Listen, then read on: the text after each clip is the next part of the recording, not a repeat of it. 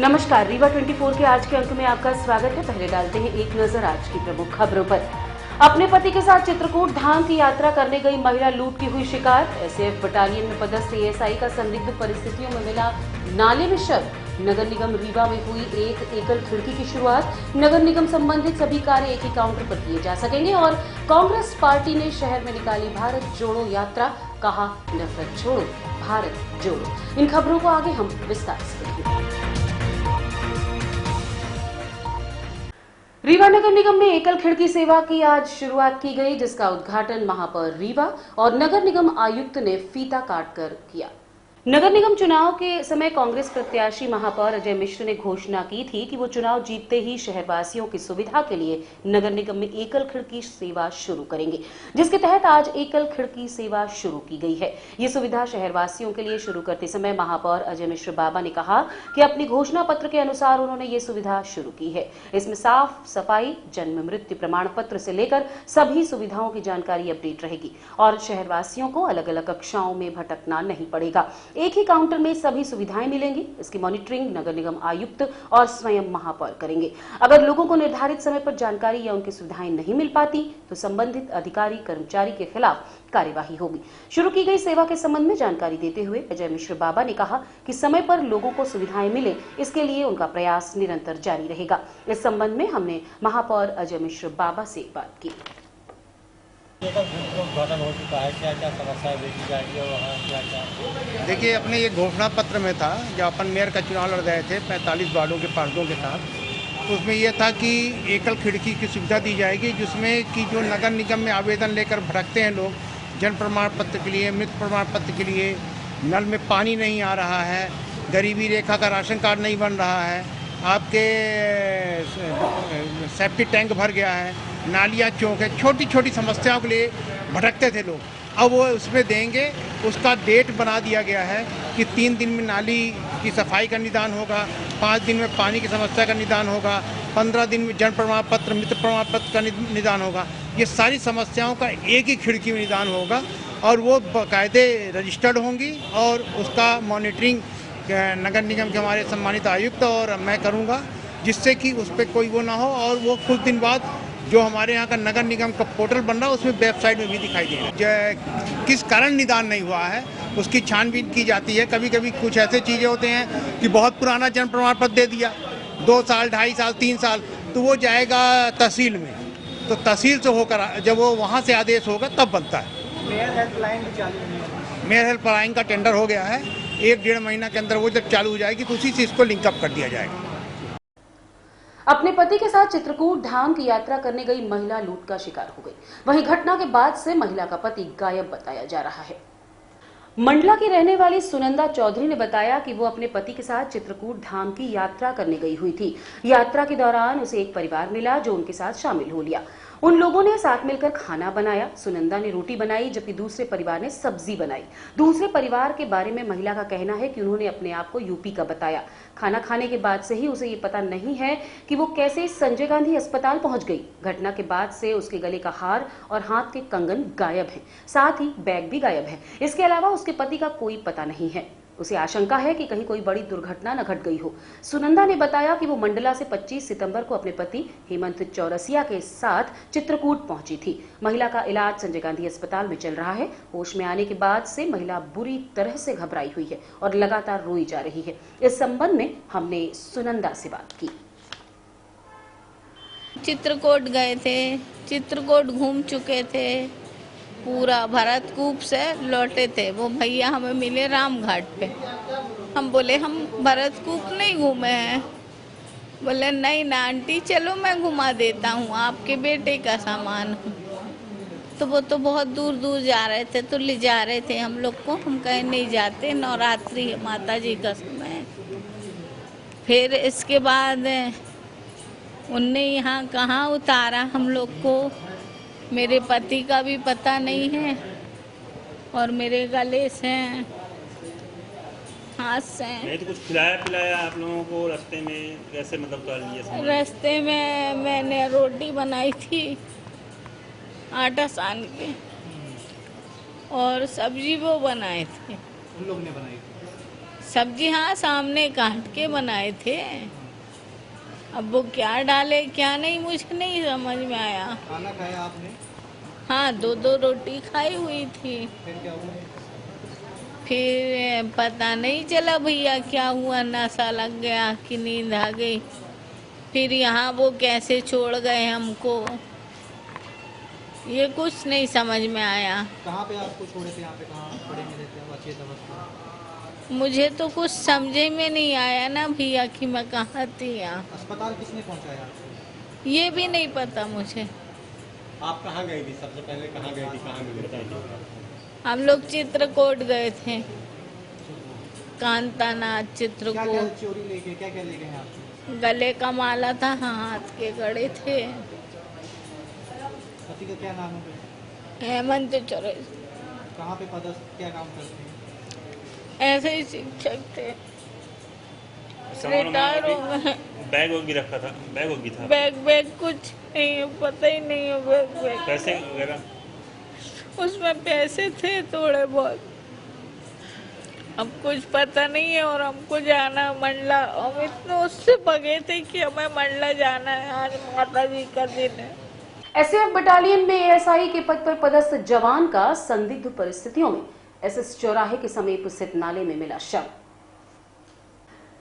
रात्रि तकरीबन 11:50 में सिटी कोतवाली थाने में सूचना दी गई कि जवान नाले में गिरा हुआ है। मौके पर पहुंची पुलिस ने जवान की पहचान एएसआई खाक बहादुर सिंह के रूप में की है। एसएएफ जवान की हुई नाले में मौत के बाद पुलिस अधीक्षक नवनीत भसीन के द्वारा एक टीम का गठन किया गया है जो इस पूरी घटना की जांच करेगी। एफएसएल टीम ने भी मौके पर पहुंचकर घटना से संबंधित साक्ष्य जुटाए हैं, जिसके बाद सिटी कोतवाली पुलिस ने शव को पीएम के लिए संजय गांधी अस्पताल भेज दिया है। प्रथम दृष्टया ये माना जा रहा है कि नाले में गिरने के कारण जवान की मौत हो गई है, क्योंकि नाले में पानी भरा हुआ था और जवान का आधा शरीर नाले के अंदर डूबा हुआ था। जानकारी मिलने के बाद एसएएफ के अधिकारी भी अस्पताल पहुंच गए हैं, जहां शव का पीएम कराया गया है। फिलहाल सिटी कोतवाली पुलिस ने भी मर्ग कायम कर संबंधित जांच शुरू कर दी है। वहीं घटना की सूचना परिजनों को देने के बाद मृतक का पुत्र भी रीवा पहुंच चुका है। इस संबंध में हमने संबंधित जांच अधिकारी से बात की। तो वो बटालियन अपने यहाँ पर कैंप है पुलिस लाइन रीवा में। वो कल रात में करीब 11:30 पौने 12 के लगभग 11:48 11:50 में वो जो एसएफ की टर्निंग है ना, एसएफ चौक की आगे आइए जब और इधर जब मुड़िए पुलिस लाइन की तरफ, वही मोड़ में वो खुली पुलिया है, पुलिया से वो नीचे गिर गए नाले में। नाले में गिरने के कारण उनको चोट आई है और पानी में भी पानी बह रहा था, तो वो जो गिरने से बेहोश हो गए और पानी डूब गए, पानी में से श्वास अवरुद्ध हो गई, ऐसा हमारा अनुमान है। इसका पोस्टमार्टम के लिए भेज दिया गया। जैसे आंखों में चोट लगी वो है। गिरने से ही चोट आई है। वो तो कीड़े काट दिए हैं, वो जलचर नहीं होते हैं जो पानी वाले, मछली है और उसकी जो वो जलचर जल के कीड़े काटने से है, उसके आँख में कोई चोट नहीं है। जवान का नाम क्या है? जवान का नाम है उसका खाक बहादुर सिंह, एएसआई हैं एसएफ के। कहाँ के रहने वाले हैं? ये रहने वाले कोलार रोड भोपाल के हैं। उनके परिजन आ गए? उनके परिजन, पुत्र आ गया उनका, और उनके वो साढ़ू भाई हैं और उनके रिश्तेदार हैं, सब हैं। कांग्रेस पार्टी द्वारा भारत जोड़ो यात्रा का आयोजन किया जा रहा है, जो कांग्रेस के पूर्व अध्यक्ष राहुल गांधी की अगुवाई में कन्याकुमारी से कश्मीर तक चल रहा है। इसी कड़ी में आज रीवा में भी एक यात्रा का आयोजन किया गया। यात्रा की शुरुआत महामृत्युंजय मंदिर फोर्ट रोड से की गई, जो साईं मंदिर, शिल्पी प्लाजा, प्रकाश चौराहा, मलियान टोला होते हुए वापस महामृत्युंजय मंदिर पहुंची। इस दौरान सैकड़ों की संख्या में कांग्रेस के कार्यकर्ता उपस्थित रहे। कांग्रेस की वरिष्ठ नेत्री कविता पांडे ने बताया कि 150 दिन तक चलने वाली इस यात्रा में 3500 किलोमीटर का सफर करेंगी। उन्होंने कहा कि संभव है कि 26 नवंबर को यात्रा मध्य प्रदेश में आगर मालवा से होकर गुजरे। उस दौरान सिंगरौली से हुई यात्रा का झंडा राहुल गांधी को सौंपा जाएगा। कविता पांडे ने बताया कि 12 राज्यों और 2 केंद्र शासित प्रदेशों से ये यात्रा होकर गुजरेगी। उन्होंने कहा, नफरत छोड़ो भारत जोड़ो इस यात्रा का उद्देश्य है। क्या कहना है कांग्रेस नेत्री कविता पांडे का, आपको सुनवाते हैं। यात्रा के संबंध में महापौर अजय मिश्र बाबा ने कहा कि भारतीय जनता पार्टी ने देश का बंटवारा कर दिया है। उन्होंने कहा कि देश आज धर्म और संप्रदाय के नाम पर बंट गया है। महंगाई, बेरोजगारी चरम पर है, जिस पर सरकार कोई बात नहीं करती। ऐसे में इस यात्रा का उद्देश्य कांग्रेस को लोगों को तक जन तक पहुंचाना है। क्या कहना है महापौर रीवा का, आपको सुनाते हैं। पैदा किया लोगों ने, भारतीय जनता पार्टी की सरकार ने देश में बंटवारे का काम कर दिया। जाति में धर्म में बंटवारे का काम कर दिया। इसको लेकर हमारे राष्ट्रीय पूर्व अध्यक्ष आदरणीय राहुल गांधी जी ने कन्याकुमारी से कश्मीर तक भारत जोड़ो यात्रा चालू किया है, जिसका हर जिले में हम लोग हर जिले में लगातार जब तक राहुल गांधी जी की भारत जोड़ो यात्रा चलती रहेगी तब तक पूरे जिले में हम लोग हर ब्लॉक स्तर में इसको यात्रा को रखेंगे। और इसका सिर्फ एक संदेश है कि जो कांग्रेस पार्टी का नारा है सर्वधर्म हमारा है, सारे धर्म जाति को छोड़ के सिर्फ एक काम करना है, भाईचारे की भावना रखना है, लोगों के प्रति कोई कटुता न रहे, सब स्नेह से रहें, इस देश की अखंडता को मजबूत रखें। यही हमारे कांग्रेस पार्टी का नफरत छोड़ो भारत जोड़ो। भारत जोड़ो पदयात्रा राहुल गांधी जी ने 7 सितंबर से शुरू की है। कन्याकुमारी से कश्मीर तक यह यात्रा चालू है। 12 राज्य, 2 केंद्र शासित प्रदेशों को पार करती हुई यह देश को सामाजिक समरसता, जाति, धर्म, पात जो कई टुकड़ों में देश को बांटने की कोशिश हो रही है, उसके खिलाफ भारत जोड़ो यात्रा की जा रही है। और लाखों लाख पदयात्री प्रतिदिन राहुल जी के साथ पदयात्रा कर रहे हैं। तो रीवा जिले में भी हम लोग उनके समर्थन में लाखों लाख लोग पदयात्रा के लिए निकले हुए हैं। आप सबका भी स्वागत, वंदन, अभिनंदन है। आज महंगाई से और भ्रष्टाचार से देश का आम आदमी बेहद परेशानी में है, इसलिए भारत जोड़ो यात्रा हो रही है। भारत जोड़ो यात्रा लगातार चलेगी। राहुल जी की तो अपनी चली रही है कन्याकुमारी से कश्मीर तक, लेकिन भारत के कोने कोने में और रीवा जिले में भी ये हर बूथ, पोलिंग मंडलम, सेक्टर और ब्लॉक तक ये यात्रा लगातार चलती रहेगी, अनवरत चलेगी। और जब तक कि हर आदमी का हाथ कांग्रेस। 150 दिन, 3500 किलोमीटर, 12 राज्य, 2 केंद्र शासित प्रदेश और 150 दिन तक लगातार यात्रा चलेगी। और लास्ट में जब मध्य प्रदेश में 26 नवंबर के आसपास यात्रा आएगी, तब सिगरौली से एक यात्रा चलेगी। सिगरौली वाले संविधान और झंडा सीधी को देंगे, सीधी वाले रीवा को देंगे, रीवा वाले सतना को देंगे, सतना वाले पन्ना को देंगे, पन्ना वाले छतरपुर को देंगे, सागर को देंगे। इस तरह भोपाल जाते हुए आगर मालवा में हमारे माननीय प्रदेश अध्यक्ष राहुल जी को वो संविधान और झंडा देंगे। और हम जन जन तक भारत जोड़ो यात्रा के माध्यम से पहुँचेंगे, हर आदमी का हाथ कांग्रेस के साथ। और हम चाहते हैं कि एक कदम आप बढ़ें, एक कदम हम, और हम सब एक साथ चलते चले जाएं। चेतना अभियान के तहत पुलिस अधीक्षक नवनीत भसीन ने इंजीनियरिंग कॉलेज के छात्रों से संवाद किया। रीवा इंजीनियरिंग कॉलेज में पुलिस विभाग द्वारा नवरात्र के पावन अवसर पर चलाए जा रहे चेतना अभियान के अंतर्गत सेमिनार का आयोजन हुआ। इस सेमिनार के मुख्य अतिथि रीवा जिले के वरिष्ठ पुलिस अधीक्षक श्री नवनीत भसीन रहे। चेतना अभियान के प्रभारी अधिकारी एसडीओपी सिरमौर एवं उप पुलिस अधीक्षक श्री नवीन तिवारी एवं महिला थाना प्रभारी श्रीमती निशा मिश्रा ने भी सेमिनार को संबोधित किया। प्राचार्य डॉक्टर बीके अग्रवाल ने स्वागत उद्बोधन एवं विभागाध्यक्ष भौतिकी डॉक्टर संदीप पांडे ने सेमिनार का संचालन किया। संवाद के दौरान पुलिस अधीक्षक ने कहा कि इंजीनियरिंग कॉलेज के छात्र कल रोल मॉडल बनेंगे। उन्होंने कहा कि सरकार के पास इतना पुलिस बल नहीं है कि वो हर जगह पहुंच सके, लेकिन अगर आम जन समूह चाहे तो अपनी जिम्मेदारी उठा सकता है और कम से कम पुलिस को नशे से संबंधित सूचनाएं तो दे ही सकता है। इस दौरान उन्होंने छात्रों से कई तरह के सवाल भी किए, जिनका इंजीनियरिंग कॉलेज के छात्रों ने बेबाकी से जवाब दिया। इस संबंध में प्राचार्य बीके अग्रवाल से हमने बात की। कार्यक्रम के बाद पत्रकारों से रूबरू होते हुए एसपी नवनीत भसीन ने कहा,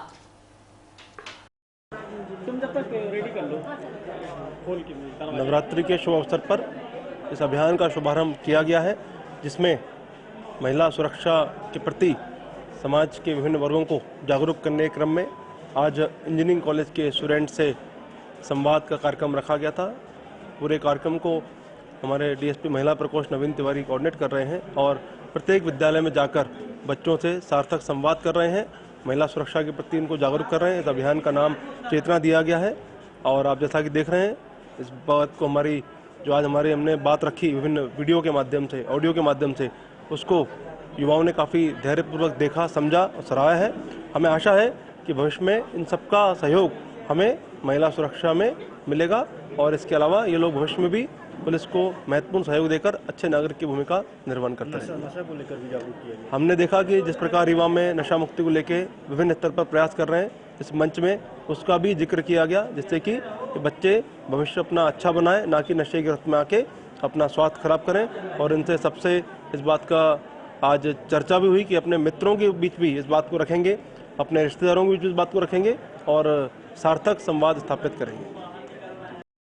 कॉलेज में कार्यक्रम किया गया, जी किस तरह का कार्यक्रम था? ये एक्चुअली पुलिस का जो है, जब से एसपी साहब आए हैं तो इन्होंने बहुत ही ज़बरदस्त अभियान चलाया हुआ है नशा मुक्ति के खिलाफ, क्योंकि ये देखा गया है कि और ज़िलों की अपेक्षा रीवा जो है नशे के क्षेत्र में काफ़ी आगे हो गया है। युवाओं में जो ये जो अपराध की भावना बढ़ रही है नशे के कारण, तो जैसे कोरेक्स यहाँ पे बड़ा फेमस है कि कोरेक्स है, आयोडेक्स ब्रेड पे लगा के खाते हैं।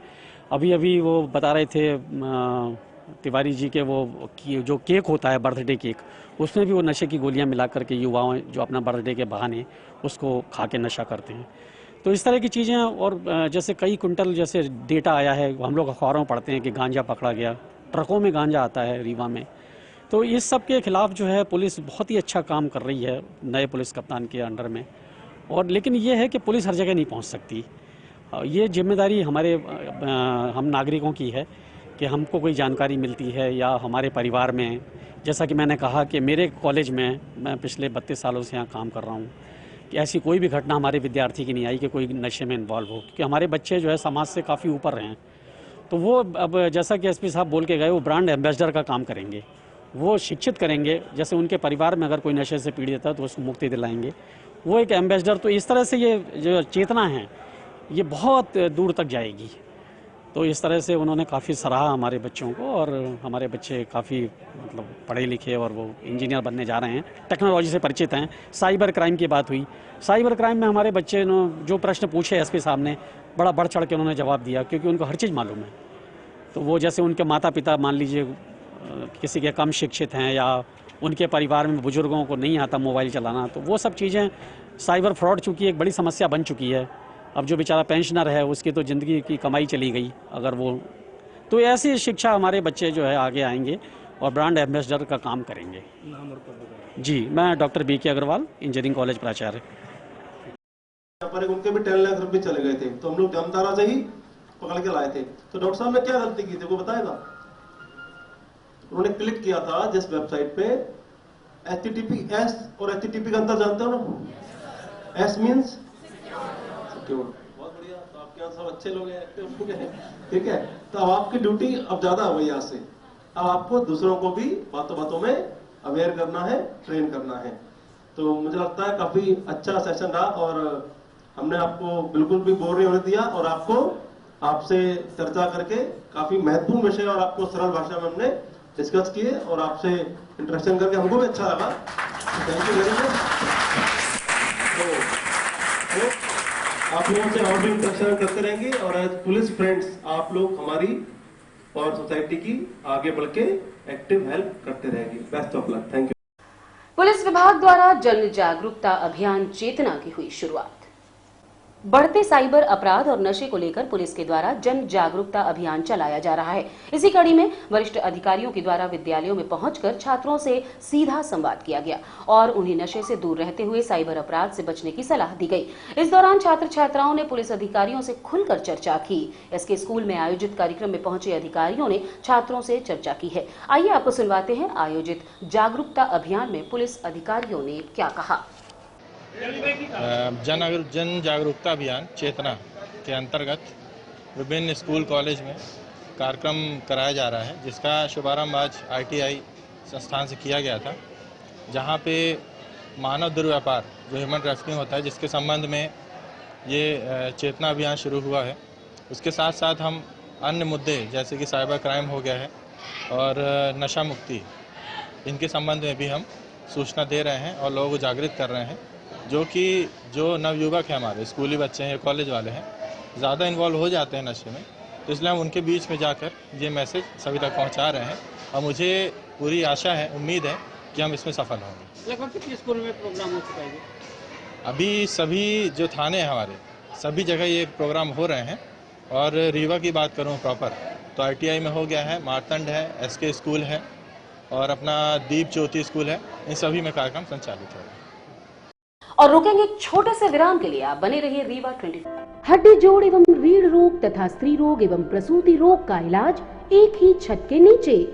विघ्नहर्ता hospital, and trauma centre, hotel landmark के पास, रतहरा, रीवा। डॉक्टर संतोष सोनी, पूर्व चिकित्सक, बॉम्बे हॉस्पिटल, मुंबई, हड्डी जोड़ एवं रीढ़ रोग विशेषज्ञ, छोटे चीरे एवं दूरबीन विधि द्वारा हाथ तथा पैर की हड्डियों का ऑपरेशन, गठियाबात, जटिल एवं बिगड़े हुए फ्रैक्चर का बेहतर इलाज करते हैं डॉक्टर संतोष सोनी। विघ्नहर्ता हॉस्पिटल ट्रामा सेंटर में ही स्त्री एवं प्रसूत रोग विशेषज्ञ डॉक्टर शैलजा सोनी भी उपलब्ध हैं, जिनकी देखरेख में नॉर्मल डिलीवरी, सिजेरियन ऑपरेशन एवं बच्चेदानी से संबंधित ऑपरेशन की बेहतर सुविधा।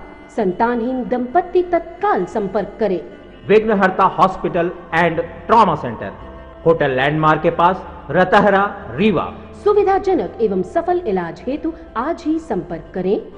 विघ्नहर्ता hospital and trauma centre, hotel landmark के पास, रतहरा, रीवा। मोबाइल नंबर 7828781983 अथवा 8462956774 पर। आजादी के अमृत महोत्सव के तहत शासकीय ठाकुर रणवत सिंह महाविद्यालय में आयोजित हुई जिला स्तरीय भाषण व ज्ञात अज्ञात बलिदानियों की प्रेरक कहानियों पर प्रतियोगिता।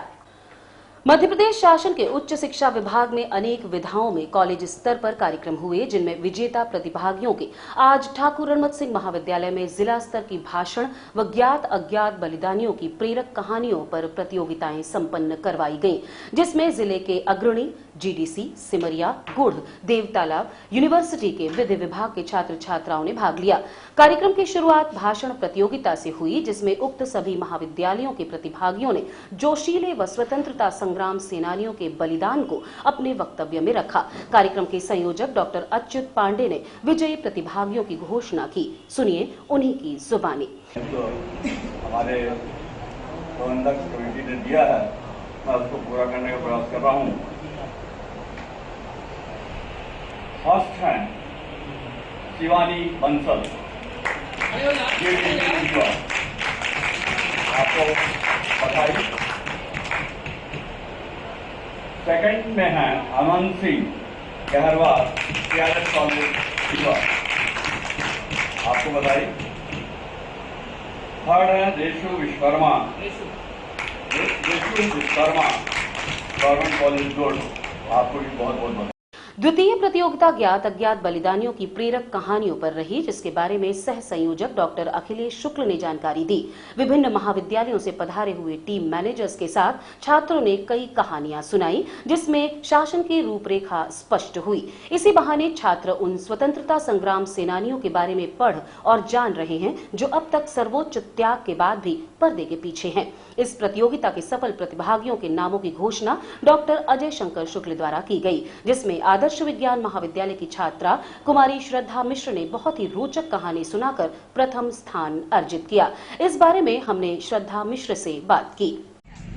मेरा नाम श्रद्धा मिश्रा है, मैं modern science college BSc second year की स्टूडेंट हूँ और मेरा आज यहाँ कंपटीशन था TRS कॉलेज में प्रेरक कहानियों में। उसमें मेरा जिला में प्रथम स्थान आया है, तो मैं बहुत ज़्यादा खुश हूँ। और मेरे ये प्रथम स्थान आने के मेन मेरे टीचर्स हैं, आरती मैम को मैं नाम लेना चाहूँगी। उन्होंने मुझे बहुत सपोर्ट किया और मैंने अपनी कहानी टेक्स्ट बुक से निकाल कर और की थी। मैं महारानी हीराबाई के ऊपर है और मेरी प्रथम रैंक लगी थी, बहुत अच्छा लगा।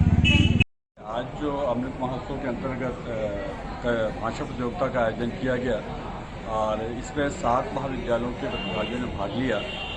और जहाँ तक रिजल्ट का सवाल है तो मैं फर्स्ट GDC से थी बंसल, कुमारी बंसल करके, मतलब उसका सरनेम का। दूसरा है जो प्रतियोगिता ये कहाँ का था, दूसरा मेरे ख्याल से दूसरा TRS कॉलेज रीवा गहरवाल है और तीसरा है गुड़ से है रेशु विश्वकर्मा थी। और इन लोगों ने बहुत ही अच्छा जो टाइम दिया था 5 मिनट के अंदर, जो उन्होंने अपनी बात रखी, स्वतंत्रता जो इसका विषय था स्वतंत्रता संग्राम में बलिदानियों का योगदान, बहुत ही अच्छा और बहुत ही सटीक बोला। और जो प्रतियोगिता थी बहुत ही अच्छे माहौल पे संपन्न हुई। मैं अपने टीम मैनेजर, अपने जो प्रतिभागियों और जो टीम सदस्यों ने सबका धन्यवाद किया। अभी दूसरे खंड में हम लोग ज्ञात और अज्ञात बलिदानियों की जो प्रेरक कहानियाँ हैं उस पर जिला स्तरीय प्रतियोगिता का आयोजन अभी 3 बजे से किया जा रहा है और उसमें विभिन्न महाविद्यालय के जो प्रथम आए हुए छात्र छात्राएँ हैं वो आएंगे और 1857 से लेकर 1947 तक का जो आज़ादी का आंदोलन रहा है और उसमें जो ज्ञात और ख़ासतौर से अज्ञात जिनके नाम आज तक सामने नहीं आ पाए हैं उनके बारे में भी बच्चे बताएंगे और ये बच्चों का अपने स्वतंत्रता संग्राम सेनानियों के प्रति एक बहुत बड़ी श्रद्धांजलि होगी। आज हम लोग जो कुछ भी हैं उन्हीं के कारण हैं। धन्यवाद। पूर्व सरपंच के भय से उप सरपंच सहित 9 पंचों ने पुलिस अधीक्षक से जान की सुरक्षा की लगाई गुहार। उप सरपंच सहित 9 पंच पुलिस अधीक्षक कार्यालय पहुंचे। पुलिस अधीक्षक कार्यालय में की गई शिकायत में बताया गया कि मगुरहाई पंचायत के पूर्व सरपंच अशोक कुमार त्रिपाठी के द्वारा सरपंच रहते हुए करोड़ों रुपए का भ्रष्टाचार किया गया था। फरियादियों के द्वारा इस बात की शिकायत कलेक्टर रीवा से की गई, जिसकी अभी जांच चल रही है। लेकिन अब पूर्व सरपंच अशोक कुमार त्रिपाठी एवं उसके पुत्र प्रदीप कुमार त्रिपाठी के द्वारा शिकायतकर्ताओं को जान से मारने की धमकी दी जा रही है। पुलिस अधीक्षक कार्यालय पहुंचे पंच एवं उप सरपंच का कहना है कि पूर्व सरपंच ने सभी को जान से मारने की धमकी दी है, जिसमें पूर्व सरपंच सहित प्रदीप कुमार त्रिपाठी, जो ग्राम पंचायत मगुरहाई में निर्माण एजेंसी इनके द्वारा करोड़ों का भ्रष्टाचार किया गया, अब वो सभी नव निर्वाचित पांचों एवं उप सरपंच के लिए जान का खतरा बन चुके हैं। शिकायत करने वाले उप सरपंच आनंद सिंह के अलावा पंच पूजा कोल, अजीत, आनंद पांडे, पूजा साकेत, राजू, संतोष, सुनीता, सरयू प्रसाद दुबे और प्रभा चतुर्वेदी ने आवेदन पत्र में अपने सील और साइन करके दिए, जिससे ये प्रतीत होता है कि मामला गंभीर है। इस संबंध में उप सरपंच आनंद सिंह ने हमें बताया। हम लोग से अपनी सुरक्षा के लिए शिकायत की है कि हमको धमकी न दी जाए। जांच कौन सी किस बात की जांच चाहते हैं? मगुरहाई पंचायत में निर्माण कार्य की जांच की शिकायत की है हम लोगों ने। कितने का भ्रष्टाचार है निर्माण? करीब 50 लाख का भ्रष्टाचार है। क्या क्या जैसे सड़क, नाली, मनरेगा में मजदूरों को पैसा दिए उनसे निकलवा ले, जो काम नहीं किया उनके खाते में पैसा गया है। आवास योजना में जो पात्र नहीं है उनके खाते में पैसा गया, जो पात्र उनको नहीं दिया गया। पक्के बने हैं लेकिन आवास योजना दी गई, पक्षपात किया। ये 2014 से 2022 के लिए 7 सालों का ये चल रहा है। वो इस बार सीट चेंज हुआ, प्रत्याशी नहीं लड़े थे। उनके जो पूर्व सरपंच थे रामबाई साकेत, उनके पति मोहन लाल साकेत, वो भी धमकी देते हैं कि हम हज्जन एक्ट लगवा देंगे, आप लोग कोई कार्रवाई करेंगे। वर्तमान में संतोष कुमार सोगौरा जी हैं, नहीं उन्हीं के सानिध्य में संरक्षक है, उन्हीं ने बनाया था उनको सरपंच, उन्हीं संरक्षक में थे। नहीं वो उन्हीं के जो वो भी दवा देते कि आप लोग जांच न करें। ग्राम पंचायत में हम लोग आवेदन देने की कोशिश किए, वहाँ आवेदन नहीं लिए। कलेक्टर साहब के आवेदन दिए हैं जाँच के लिए। हाँ, ब्लॉक में हमने शिकायत कर चुकी, जाँच के आश्वासन दिए हैं। बस वही जांच की जहां जानकारी हो जाती है तो हमारे पंचों को, हमें सबको बस वही धमकाने, बहलाने, फुसलाने, वही काम कर रहे हैं लगातार। अभी तो नहीं हुई है, आज आए तो बात होगी। क्या चाहते हैं कार्रवाई? यही कार्रवाई चाहते हैं कि हम लोग को आगे हम लोग सुरक्षित रहें, हम लोग अपना काम स्वतंत्र रूप से कर सकें। जनता ने चुनी है तो अच्छे से काम करें। पैसा दुगना करने के लालच का फायदा उठाते हुए अर्थ बिल्डर्स कंपनी द्वारा लाखों की ठगी का मामला प्रकाश में आया है। अर्थ बिल्डर्स नाम की कंपनी में लाखों का घोटाला किया। कंपनी ने पैसे दुगने करने का लालच देकर कई लोगों से लाखों रुपए खाते में जमा कराए हैं। कुछ दिनों तक तो पैसे दिए, लेकिन बाद में अब कंपनी की तरफ से पैसे मिलने बंद हो गए, जिस पर पीड़ितों ने शिकायत दर्ज कराई है। आपको बता दें कि ये सभी पीड़ित पेशे से शिक्षक हैं। जब पढ़े लिखे लोग ही इस तरह के जाल में फंस जाते हैं तो साधारण आदमी की बात ही क्या कहना। बहरहाल पीड़ितों का कहना है कि कंपनी का ऑफिस खुला हुआ है, जहां पर सिर्फ 2 लोग बैठे रहते हैं और जब जाओ तो यही जवाब मिलता है कि साहब भोपाल में है और साहब हैं कि फोन उठाते ही नहीं। इस संबंध में हमने पीड़ितों से बात की। अर्थ बिल्डर कंपनी को 7 लाख रुपए एग्रीमेंट के साथ दिए। कंपनी वादा की थी कि हम मतलब 35 महीने 38,500 रुपये देंगे और बाकी की माने शेष राशि जो है 36वें महीने पूरी लौटा देंगे। कुल मिलाकर जमा राशि के 3 गुना करके लौटाएंगे 3 साल में। लेकिन अब क्या है कि लगभग ये अप्रैल से पैसा नहीं दे रही है। और अधिकारी लोग जो आपसे संपर्क करते थे ये कहाँ है अभी? यहाँ ऑफिस में कोई नहीं बैठते। 2 बंदे मिलते हैं, एक राघवेंद्र नीरत और दूसरा सुधीर कुमार कोल। ये लोग इन लोगों से मिलते हैं तो बोलते हैं कि साहब अभी भोपाल में हैं, बाद में आइए, बाद में बात करेंगे। मतलब कार्यालय अभी भी खुला हुआ है? हाँ, कार्यालय खुला है, लेकिन जब हम लोग जाते हैं तो यही बोलते हैं कि अगले महीने 2-4 दिन में ऐसे करके टाइम बढ़ाते हैं। जबकि अभी मैं अच्छा, ये पैसे जो आप इन लोगों को दिए, ये पैसे कहाँ पाए थे आप? पैसा मेरे पास नहीं था। यही लोग बोले कि HDFC से लोन दिलवा देंगे कितने दिन में लोन निकाला गया था? लोन लगभग ये 3 से 4 दिन में मेरे अकाउंट में आ गया 4 था। दिन में दे दिए थे आपको लोन निकाल के आपके अकाउंट में, फिर आपने पैसे कैसे दिए? पैसे में RTGS किए थे, फिर इनको वापस कर दिया? हाँ। तो 1-2 महीने आपको दिए होंगे पैसा कुछ? हाँ सर, पहले दे रहे थे, ये लगभग जनवरी से ऐसे आनाकानी कर रहे हैं, टाइम से नहीं देते थे। अभी बीच में ये अप्रैल माने मई से अभी तक 1 रुपये नहीं दिए हैं। अच्छा, बंद कर दिया। अब अधिकारी कोई मिल नहीं रहा? हाँ, कोई मिल नहीं रहे हैं। और ये यहाँ जो बैठते हैं जो कर्मचारी, बोलते हैं कि साहब आएंगे तभी मतलब बात होगी। आज की खबरों में बस इतना ही। नई खबरों के साथ कल होंगे पुनः उपस्थित। अब दीजिए इजाजत। नमस्कार।